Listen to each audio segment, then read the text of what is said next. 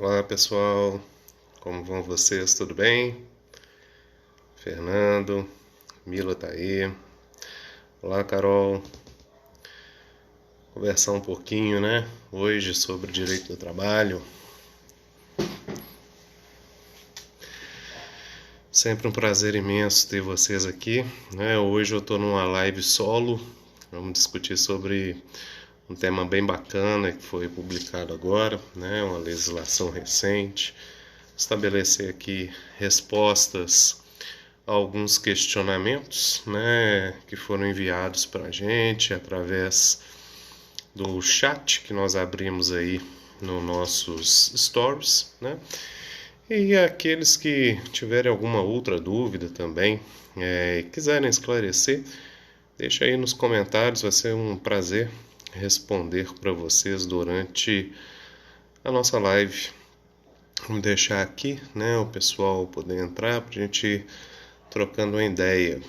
Um abraço a todos aí que estão assistindo a gente.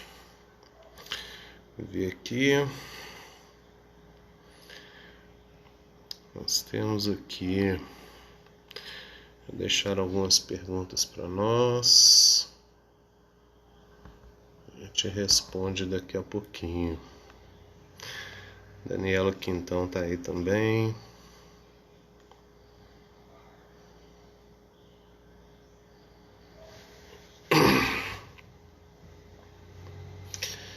Grande doutor Marcelo.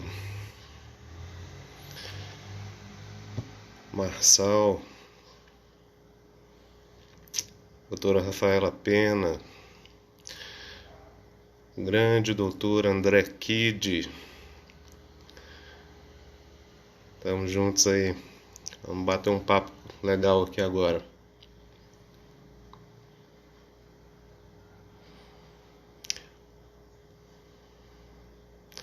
Boa noite, Daniela.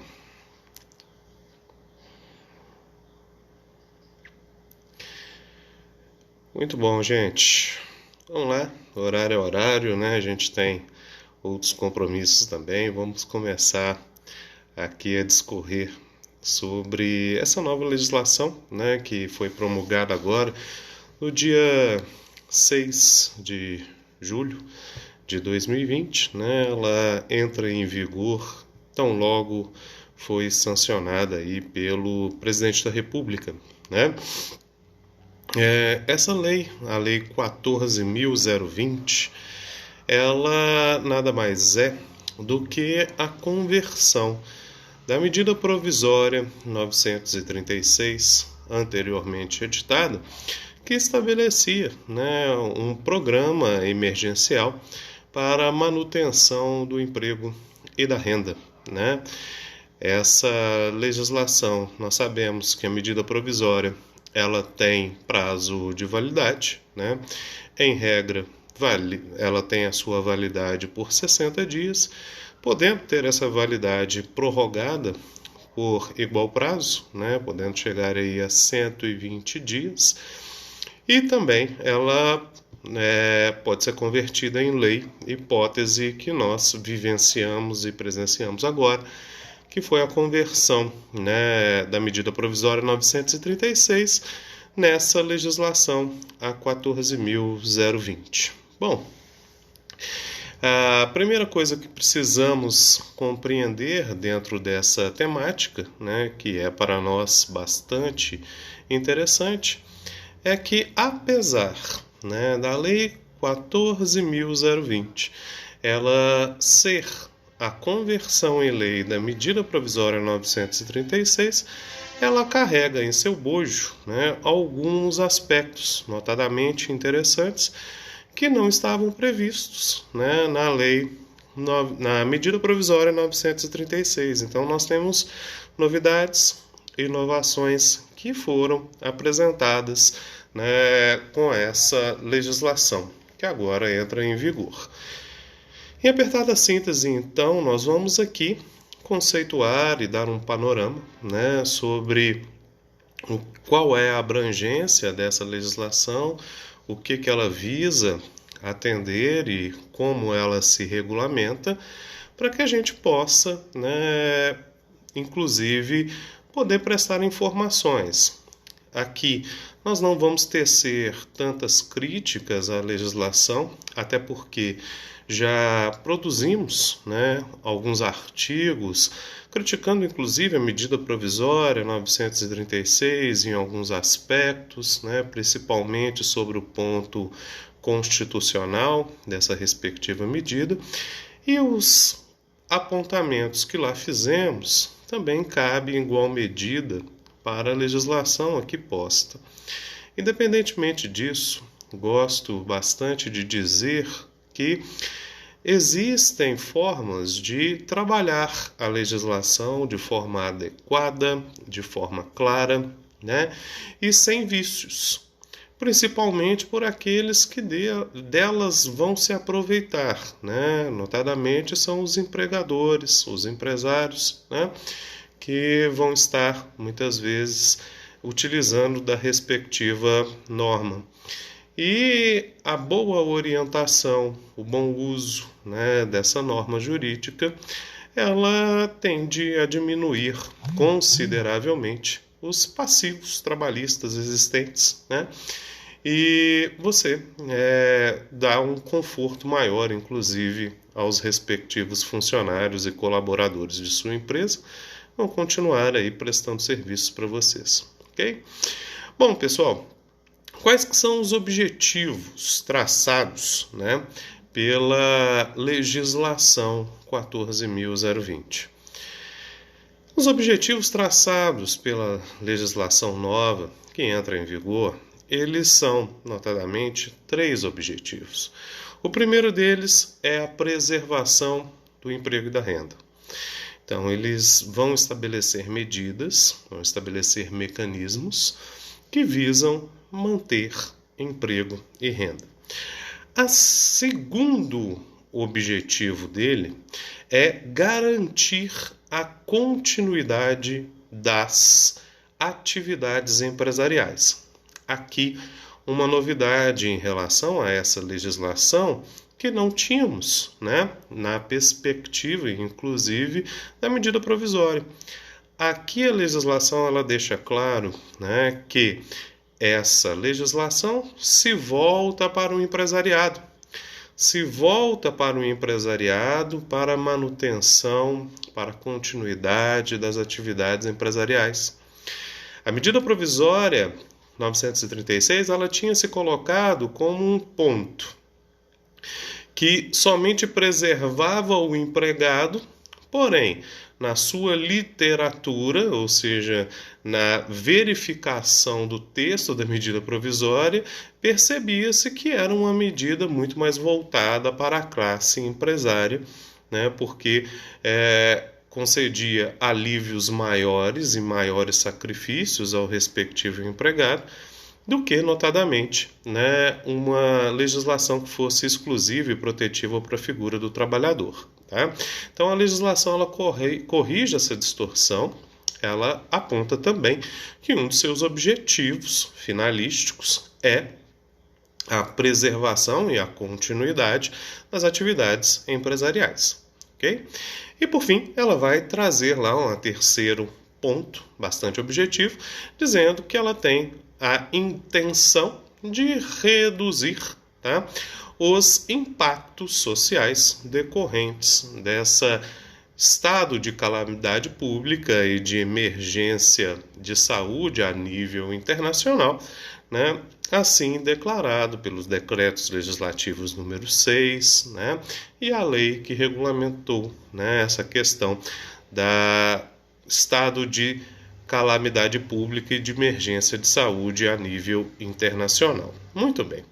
A aplicação dessa nova lei, ela terá uma vigência e ela terá uma regulamentação temporária, tá?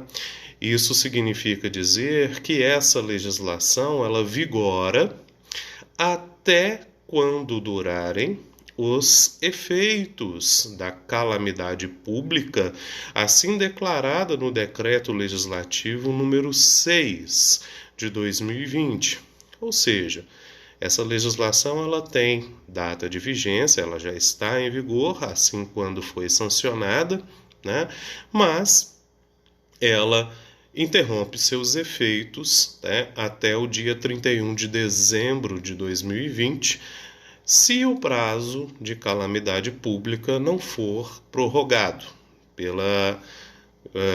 pelo decreto legislativo. Até então, temos um prazo previamente fixado, que é do dia 31 de dezembro de 2020. Chegando nessa data, né, essa legislação ela não produz mais efeitos, ok? Quais são aqui as medidas que foram previstas na legislação para o enfrentamento, para que se compreendem como este programa de auxílio emergencial, né? Também são 3 as medidas. A instituição do benefício emergencial, já criado com a medida provisória 936, né? Benefício emergencial que será pago com recursos da União, tá? Então é a União que vai suportar os encargos com o pagamento desse benefício emergencial e que tem como base de cálculo para pagamento, tá?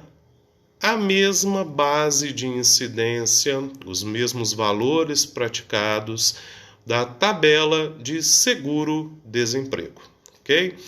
Então, os valores praticados, né, a título de seguro-desemprego, são os valores, né, que serão, notadamente, servirão de base para o benefício emergencial, ok? A segunda medida é uma medida de redução proporcional de jornada, tá, e de salário. Essa redução proporcional de jornada em salário, elas são fixadas pela legislação em 25%, 50% e 70%. Tá? Eu vou ter que promover a manutenção do valor do meu salário hora, mas posso, reduzindo a respectiva jornada, proporcionalmente, né, reduzir a remuneração paga ao respectivo funcionário. Isso se estabelece mediante um acordo que a lei diz poder ser acordo individual, formado diretamente com o empregador, ou através de convenção coletiva ou acordo coletivo, cuja participação do sindicato se fará necessária, ok? Então nós temos aqui essas perspectivas que são apresentadas. E o terceiro ponto, né, a terceira medida apresentada pela legislação é aquela que estabelece a possibilidade de suspensão, tá, da jornada de trabalho, ou seja, suspensão do contrato de trabalho. E aqui nós vamos ter um prazo máximo de 60 dias para esta suspensão. Percebam que esses pontos, né, eles são basicamente os mesmos pontos que tivemos, né, na medida provisória 936. Até então, nós não temos nenhuma novidade a respeito. Aqui nós vamos começar, então, a responder alguns questionamentos que se fazem necessários, né? E que são decorrentes lógicos da interpretação que muitos fazemos a respeito dessas legislações sucessivas, né? Saímos de uma MP e agora estamos falando de uma lei propriamente dita, de uma lei ordinária que ali foi publicada. Bom, pessoal, professor, a medida provisória estabelecia, né, que a redução proporcional da jornada e do salário, ela tinha um prazo máximo de vigência, tá, de 90 dias.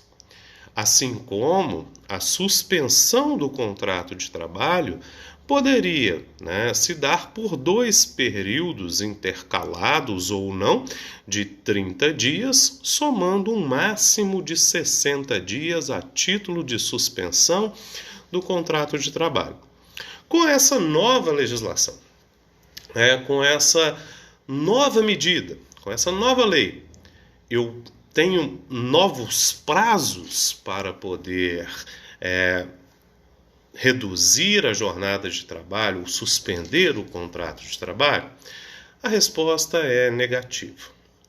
A legislação, que foi convertida em lei, a medida provisória 936, que foi convertida na lei 14.020, ela conserva os mesmos prazos.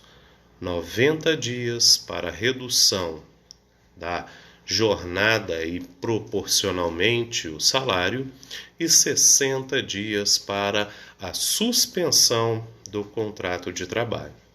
Sendo assim, pessoal, se eu, empregador, já utilizei essas medidas, se eu já suspendi o contrato de trabalho por 60 dias na vigência da medida provisória, não posso fazê-lo novamente. Se eu já reduzi proporcionalmente salário e jornada por o máximo de 90 dias, também não vou poder fazê-lo novamente. Essa perspectiva, pessoal, ela surge, então, uma novidade da nova legislação. A nova legislação, ela estabelece que, por ato do poder público, e aqui vinculado ao Ministério da Economia, responsável pela gestão deste programa emergencial, poderão estes prazos serem prorrogados. Então, nós tivemos aqui uma legislação que conservou, os prazos da medida provisória já existente, mas criou ali uma válvula de escape. Um momento em que, dentro do cenário econômico, porque a União, como está pagando os benefícios emergenciais, ela tem um custo efetivo com isso, ela vai avaliar, a possibilidade de prorrogar por maiores períodos, tanto a possibilidade de suspensão do contrato de trabalho, quanto também a possibilidade de redução proporcional da jornada e do respectivo salário. Até o presente momento, as duas datas máximas estão conservadas. Porém, como disse, temos aí essa válvula de escape, em que poderá ser estabelecido um limite de prorrogação, ok? Dizem que essa perspectiva, até a Rayane aqui comenta com a gente que já tem uma receita separada para manutenção, deste benefício, que nem todas as empresas aderiram, e que, notadamente, poderia se estabelecer essa prorrogação. Sim, nós temos notícias de que esta perspectiva, essa perspectiva está, sim, sendo discutida, e o prazo, seria aí de mais 2 meses de prorrogação para possibilidades de suspensão do contrato de trabalho e por mais 30 dias a possibilidade de redução da jornada de trabalho proporcional à jornada ao salário. Mas, como se diz, estamos ainda sobre a via da especulação, porque nada de concreto ainda foi noticiado, pelo menos até o início desta live, a respeito dessa temática, ok? Muito bem, pessoal. Dando continuidade, vamos falar aqui sobre algumas novidades que vieram dentro dessa legislação, aqui postas para nós.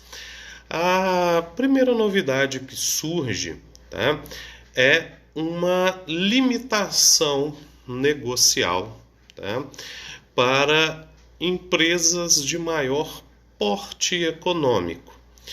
Percebemos, tá, na legislação, quando ela disciplina em seu texto sobre como se dará, tá, a redução, o acordo para a redução da jornada de trabalho proporcionalmente ao salário, bem como a suspensão do contrato de trabalho, que se estabelece agora faixas diferentes para que essa redução ela venha a acontecer, tá? Para empresas cujo capital auferido, né, no ano anterior, ou seja, a receita bruta auferida no exercício de 2019, ela ultrapassa, né, 4,8 milhões de reais, então estamos falando aí de empresas com um vulto econômico maior, tá? A faixa salarial que pode ser celebrado acordos individuais para redução proporcional de jornada e salário, e aí estaríamos falando até o limite ali, né, de 25%, seria até R$ 2.900, aqueles funcionários que ganham até essa faixa. Para aqueles que ganham acima deste valor, seria exigido a negociação coletiva, exceto para os empregados hipersuficientes, entendendo aqui como empregados hipersuficientes aqueles que aufiram remuneração 2 vezes o teto da Previdência Social e possuam formação de nível superior. Estes, né, dispensariam a intervenção sindical para negociar a respeito. Para as demais empresas que têm um faturamento inferior a 4,8 milhões de reais, tá? A possibilidade de negociação ela acaba se conservando ali entre R$ 3.150. Funcionários que ganham até essa faixa possibilitariam ali, né, a negociação individual para redução proporcional da jornada e salário, bem como suspensão do contrato de trabalho. Acima deste valor, exigiria-se, né, a respectiva negociação coletiva, tá, através de convenção ou de acordo coletivo, também se aplicando aqui a exceção, né, do empregado hipersuficiente. Uma outra perspectiva que para nós é bastante interessante, né, são algumas regulamentações específicas que vieram nessa nova legislação. Uma atenção que foi dada, né, às figuras, por exemplo, das gestantes. Tá?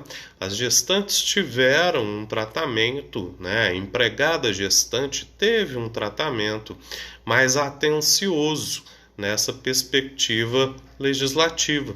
Tá? A primeira controvérsia que é sanada e corrigida nessa legislação sobre a perspectiva da gestante é que no momento em que a gestante ela vá fazer jus ao benefício de salário maternidade, né, por ocasião, por exemplo, do parto, tá? O benefício emergencial que ela venha a estar recebendo, seja por ocasião da redução proporcional da jornada e do salário, seja pela concessão aí da suspensão do seu contrato de trabalho, esse benefício emergencial ele vai ser suspenso, né? E será pago a essa gestante o benefício de salário maternidade, servindo como base, tá?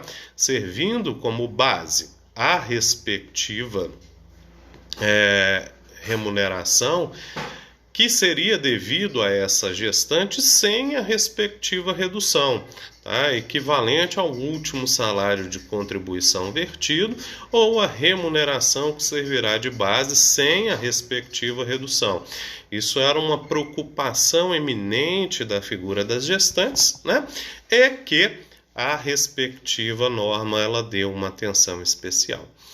Essa atenção especial também se aplica à figura da garantia de emprego da gestante.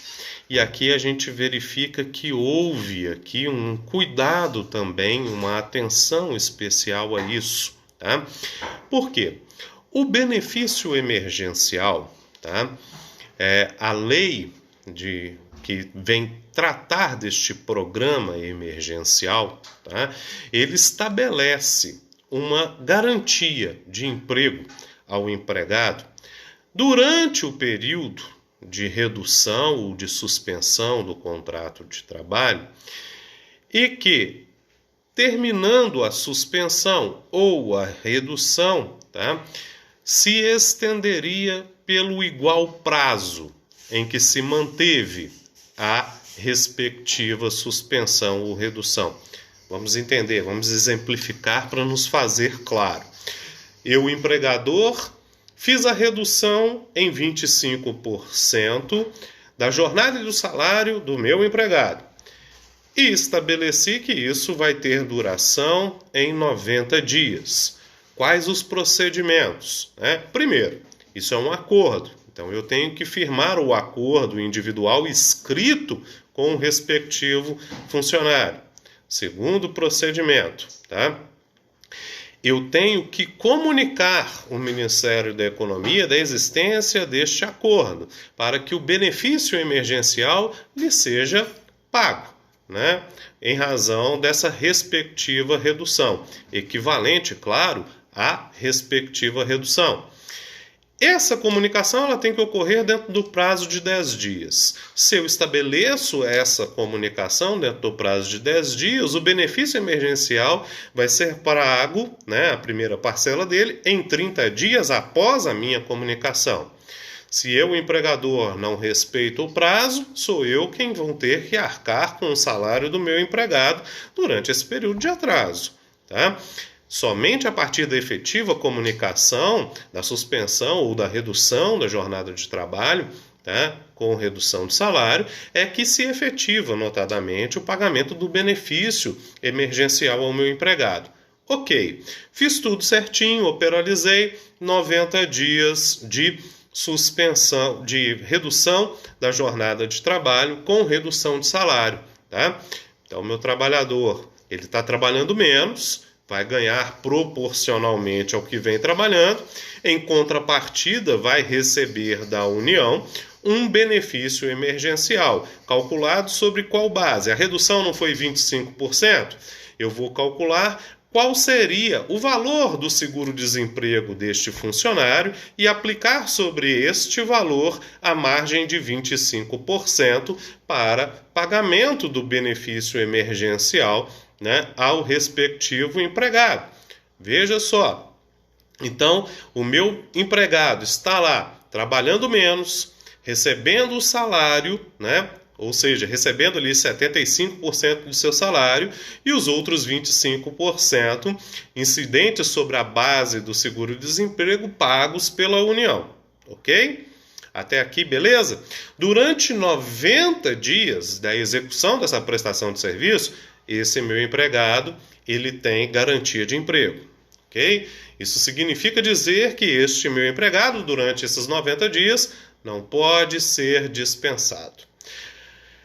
Findo esse período de redução da jornada de trabalho com redução do salário, o meu empregado ele volta a trabalhar no padrão de jornada anteriormente estabelecido, ou seja, na sua jornada normal, e eu, o empregador, volto a pagar o salário normal para este empregado, seu salário cheio, equivalente à sua jornada. Consequentemente, o benefício emergencial se encerra.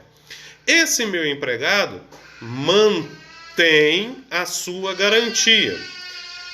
A manutenção da garantia se dará, notadamente, por mais 90 dias. Ou seja, a garantia, ela tem, tá, o mesmo prazo de vigência que durou o período de suspensão ou de redução da jornada de trabalho e emprego.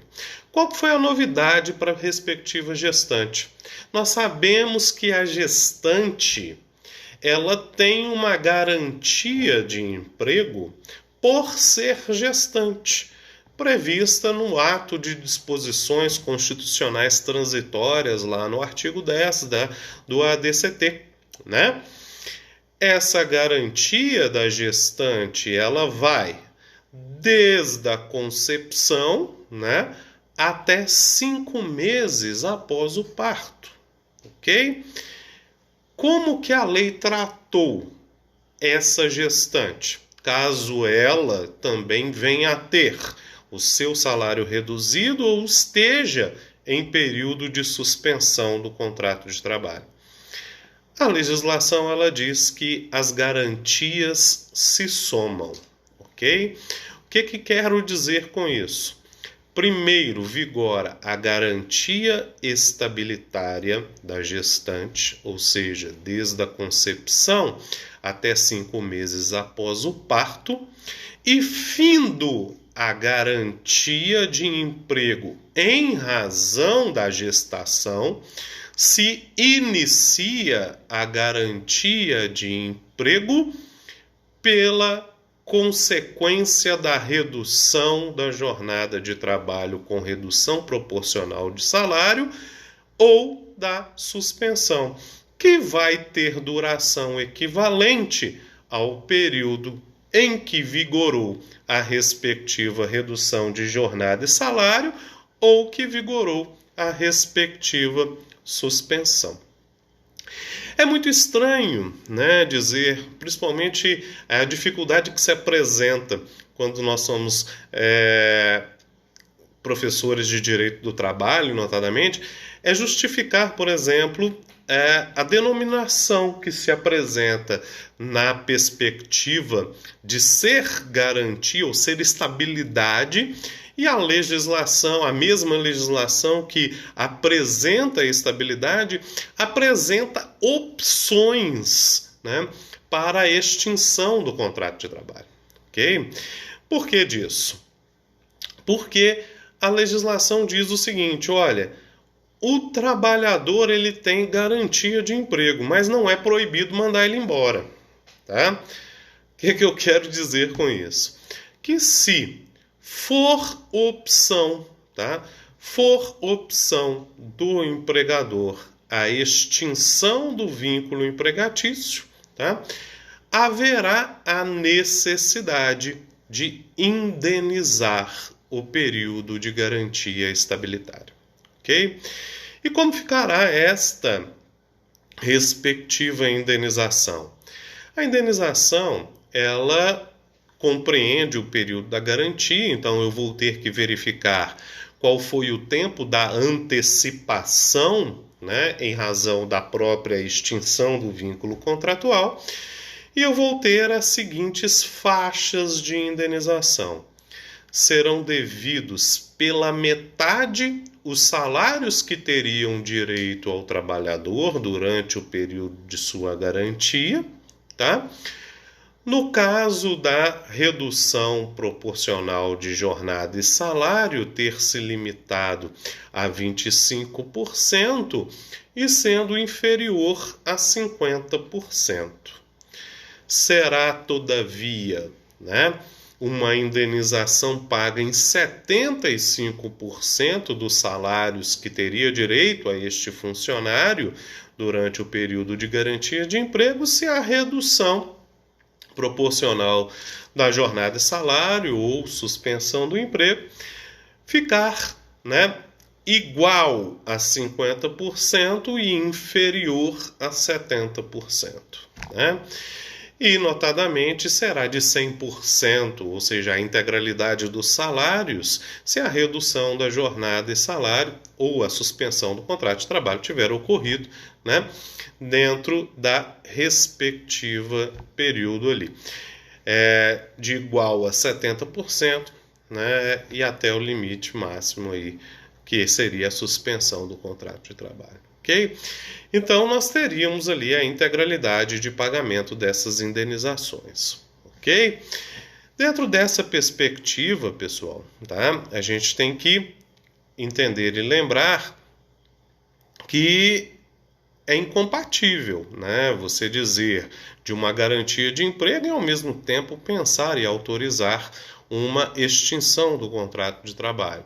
Mas a lei traz essa previsão, isso pode ser, inclusive, objeto de debates, né, futuros aí que a gente possa estabelecer, ok? Uma perspectiva que para nós é de suma importância, e temos que ter atenção com isso, é que a garantia de emprego, essa garantia de emprego, ela não vai, tá? Ela não vai servir, tá?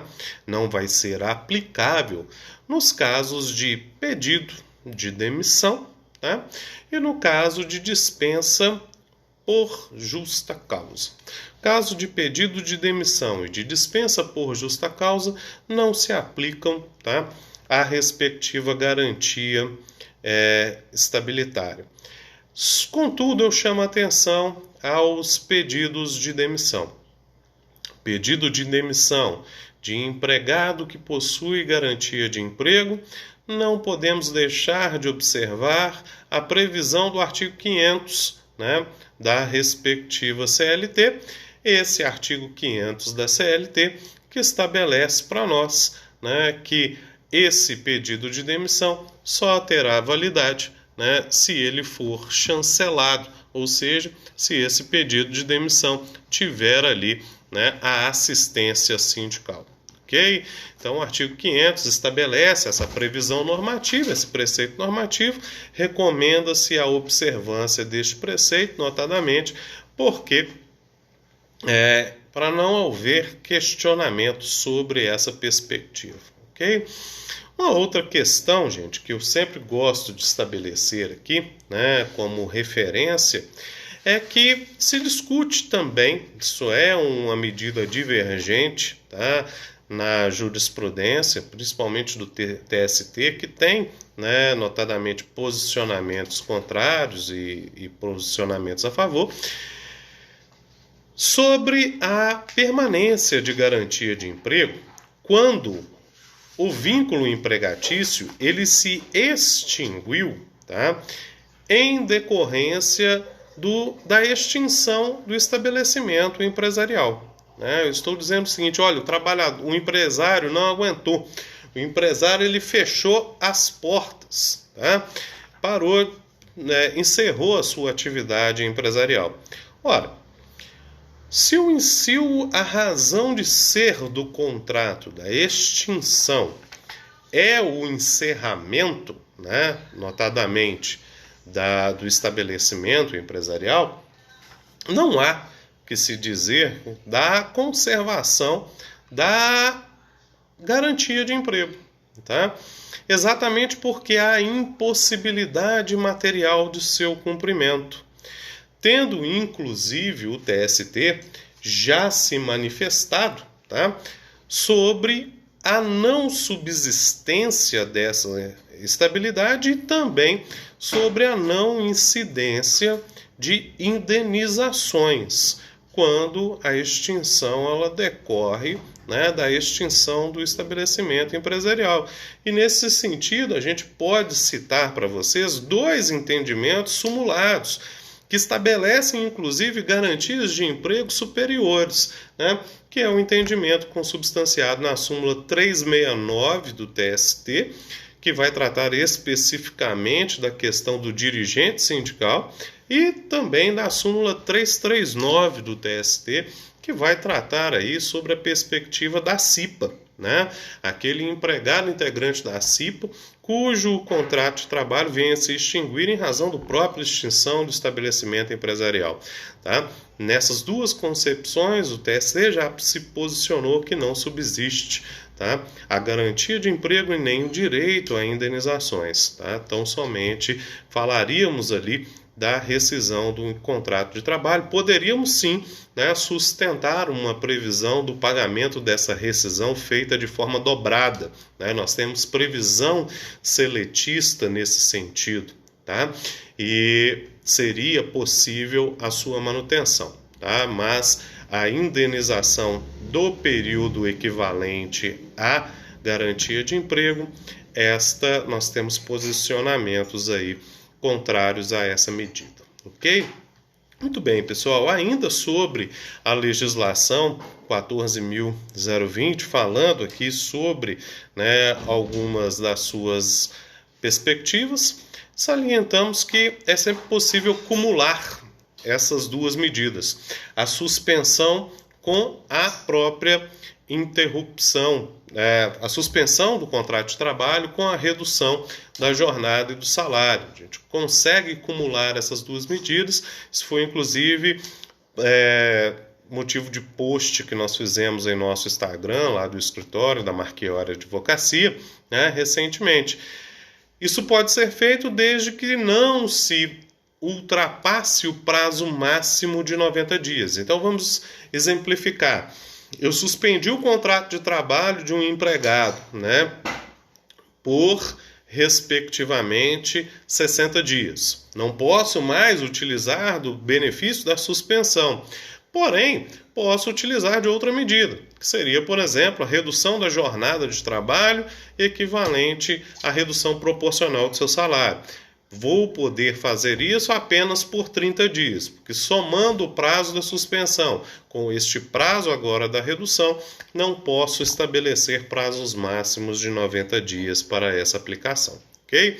Então essa é uma medida interessante também, possível de ser aplicada, já estava prevista na medida provisória e permaneceu a chancela aqui. Que com uma observação, né? Havendo ato do poder público para prorrogar, elastecer, né, os prazos aí de suspensão ou elastecer os prazos de redução da jornada de trabalho proporcionalmente de salário, poderemos ter ali a aplicação por mais prazos, né, das respectivas medidas, ok? Muito bem, pessoal. Aqui, uma outra perspectiva que para nós é bastante interessante. Muito se discutia, né, sobre a respectiva aplicação do factum principis, né, uma modalidade de extinção do contrato de trabalho previsto no artigo 486, em que se transfere a responsabilidade de parte das verbas rescisórias, notadamente aquelas que surgem com a rescisão e têm natureza indenizatória, né, para o Estado arcar com essas verbas, né, quando, em decorrência de medidas determinadas pelo poder público, tá, possam ensejar na extinção do contrato de trabalho, tá? Essas medidas, né, que foram ali adotadas, há uma previsão no artigo 486 da CLT que, se isso decorre em razão desse poder de império do respectivo Estado, o Estado seria responsável pelo pagamento dessas verbas resilitórias, notadamente parte delas, tá? Parte delas no que se refere, tá, a respectiva verbas de caráter indenizatório. A legislação neste aspecto, tá, ela é taxativa. Ela vem dizendo não se aplicar, né, dentro dessa medida a previsão do artigo 486, ou seja, não é caso de aplicação do factum principis, né, em decorrência do encerramento da atividade empresarial por medidas tomadas pelo poder público em defesa aí e controle desse período de pandemia, né, notadamente aí da Covid-19. Tivemos aqui, né, umas outras aplicações, tá? O trabalhador que teve o seu contrato de trabalho suspenso, tá? Em decorrência aí desta respectiva aplicação do programa emergencial, ele pode recolher para a Previdência Social, né, para que não perca, né, o seu período contributivo na qualidade de empregado facultativo.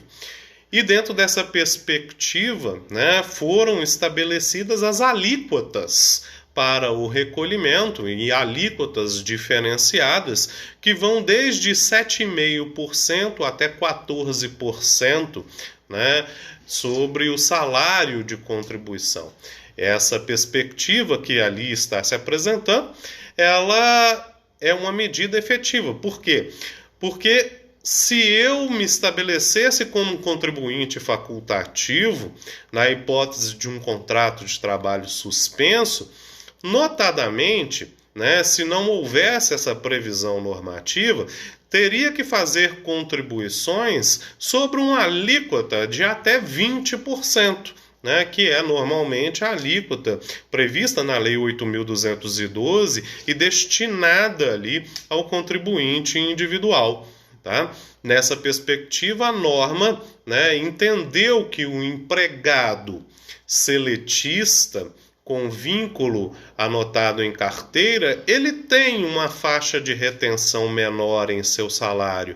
Consequentemente, se for passar para a perspectiva de facultativo em razão, né, da suspensão do seu contrato de trabalho, alternativa dada pelo poder público, não seria crível ou não seria justo que ele arcasse com uma alíquota maior, né, do que aquilo que tem aplicado no seu dia a dia, no decorrer do seu contrato de trabalho, e isso foi estabelecido pela norma, estabelecendo ali alíquotas entre 7,5% e até 14%, ok? E uma novidade, né? A gente costuma dizer que a norma muitas vezes ela traz alguns jabutis, tá? E uma novidade que foi apresentada por essa norma, e eu entendo que foi uma novidade positiva, né, para aquelas pessoas físicas, né, que têm descontos de financiamento, descontos de cartão de crédito, descontos aí com arrendamento mercantil, que incidiam sobre a sua base salarial ou sobre o saldo existente na conta, né, de conta corrente, onde se percebe o respectivo salário, né, e foi deferido em razão disso, tá? Caso o trabalhador ele tenha a aplicação dessas medidas de redução de jornada e salário, tá, ou venha ter o seu contrato de trabalho suspenso, a legislação ela determina a possibilidade de repactuação desse financiamento, desse arrendamento, dessa contratação de empréstimo perante o respectivo banco, né, com a manutenção das mesmas taxas de juros anteriormente contratadas, né, a não ser que o banco ou a instituição financeira possa oferecer alíquotas menores, tá? E a legislação ainda estabelece um respiro, um sufoco, né, em razão desse sufoco existente. Ela estabelece uma carência de 90 dias, né, para estes funcionários.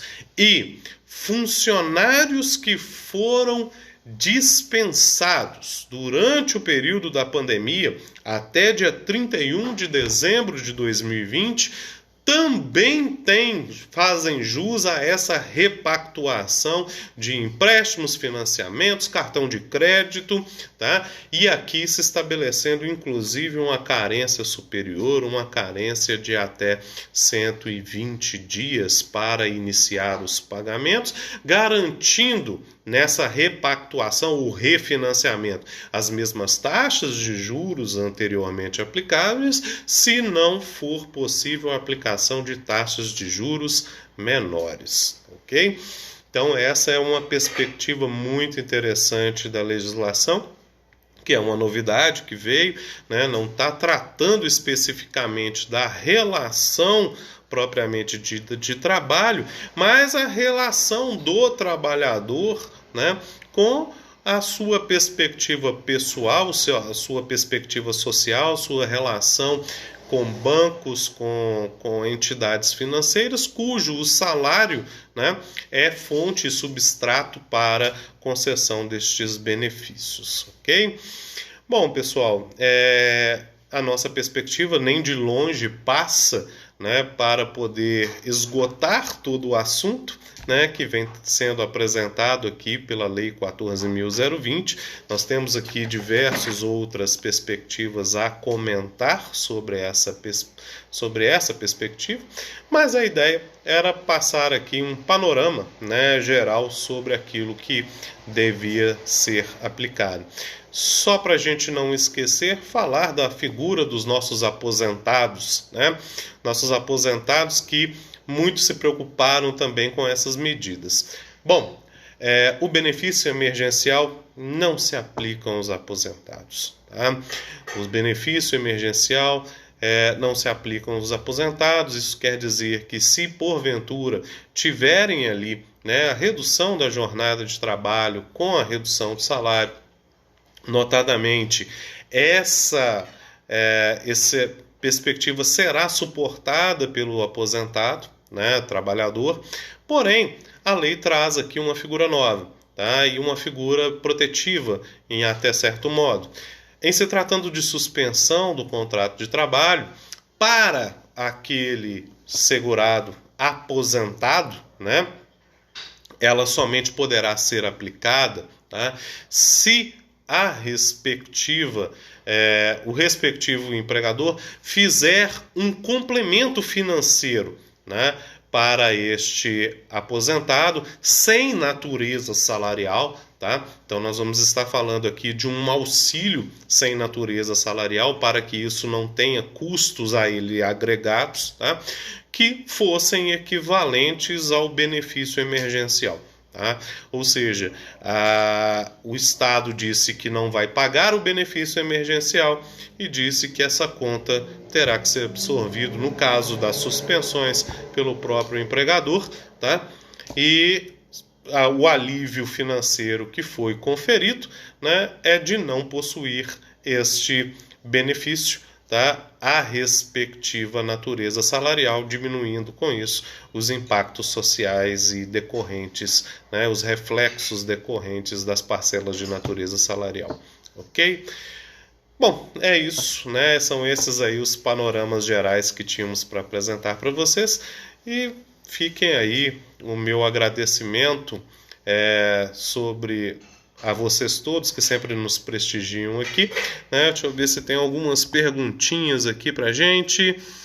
A primeira pergunta é da Alda. A Alda fala: é verdade que as férias do funcionário agora pode ser pago parcelado e que o patrão não tem mais obrigação de pagar férias no momento em que o funcionário sai de férias? Ô Alda, essa pergunta sua, ela não está dentro da temática da Lei 14.020, tá? Mas eu não costumo deixar ninguém sem resposta, então eu posso te dizer que essa previsão, ela já vem contida na medida provisória 927, tá? Essa medida provisória 927, Alda, ela estabelece a seguinte perspectiva, tá? O empregador não tem mais a obrigação de pagar as férias, tá? nos 2 dias que antecedem ao gozo. Pelo contrário, né, é como se você saísse de férias sem remuneração, você só vai recebê-las, tá? No 5º dia útil subsequente ao gozo, à fruição das suas férias, ok? O 1/3, que é acrescido às suas férias, ele pode ser diferido para o pagamento juntamente com o 13º salário, tá? Fica a possibilidade do fracionamento previsto na CLT das férias em até 3 períodos, tá? Nenhum deles podendo ser inferior aí a 5 dias, então nós vamos ter aí possibilidade de ser o fracionamento, mas isso já era previsto na respectiva CLT, ok? E a possibilidade de antecipação de períodos de férias, isso aí é uma realidade possível também, mas que vai criar alguns embargos, tá? Eu costumo dizer que temos que ter cuidado com essas antecipações, porque é assegurado ao trabalhador, tá? Uma férias anual, remunerada. Se anteciparmos aí, vai ter período de ano que essas férias não foi concedido e isso pode se virar um passivo trabalhista, ok? As perguntas do André já foram respondidas aqui, né, na live durante a execução. E, pessoal, acabamos, né, a nossa live aqui. Prazer imenso estar com vocês, tá? Dúvidas podem me enviar aí no respectivo direct, né, do Instagram. Vai ser um prazer respondê-los, tá? Abraço a todos vocês. Até mais, né? Vou deixar a live salva aí também para que vocês possam assistir posteriormente, tá? Eduardo, você estava em outra live, né? Entrou aqui agora. Abraço para você, meu querido. Beijo. Até mais, gente. Fique com Deus aí.